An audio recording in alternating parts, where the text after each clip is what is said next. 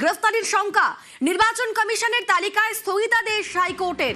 30শে June পর্যন্ত স্থগিতাদেশ প্রধান বিচারপতির বেঞ্চের। আমাদের সঙ্গে অর্ণব রয়েছেন প্রতিনিধি। অর্ণব, কি পর্যবেক্ষণ ছিল আদালতের? অর্ণবের সঙ্গে কথা বলবো, তবে তার আগে জানিয়ে রাখি যে প্রায় 800 তৃণমূল নেতাকর্মীকে গ্রেফতারির সংখ্যা এবং নির্বাচন কমিশনের তালিকায় স্থগিতাদেশ হাইকোর্টের। 30শে জুন পর্যন্ত স্থগিতাদেশ প্রধান বিচারপতির বেঞ্চে। ভোটে ট্রাবল মেকার হিসেবে চিহ্নিত করে কমিশন।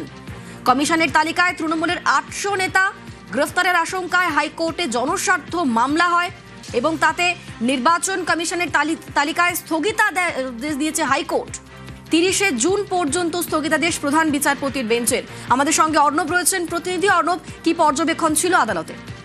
দেখো, বিধানসভা ভোটে সম্ভাব্য গোলমালকারীদের যে তালিকা 21শে এপ্রিল নির্বাচন কমিশন প্রকাশ করেছিল, যেখানে একাধিক তৃণমূল কংগ্রেস বিধায়ক, নেতা, কাউন্সিলর তাদের নাম ছিল সেই তালিকায়।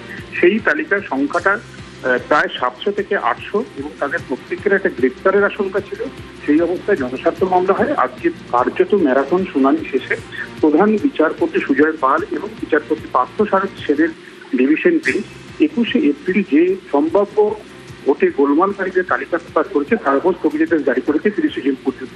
অর্থাৎ ওই তালিকার উপর এই মুহূর্তে কোনো আর কাজ হবে না। তবে একই সঙ্গে প্রধান বিচারপতি জানিয়েছে যে কোনো ব্যক্তির বিরুদ্ধে ভোটের সময় যদি তার বিরুদ্ধে অফেন্স ক্রিয়েট করে, সেটা বিএনএস বা একই সঙ্গে পিআর অ্যাক্ট অর্থাৎ পিপলস অফ রিপ্রেজেন্টেশন অ্যাক্ট, সেই অনুযায়ী এফআইআর হলে গ্রেফতার করা যাবে।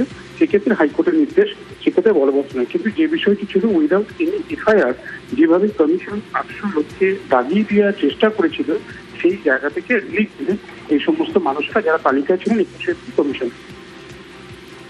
বেশ, ধন্যবাদ অর্ণব।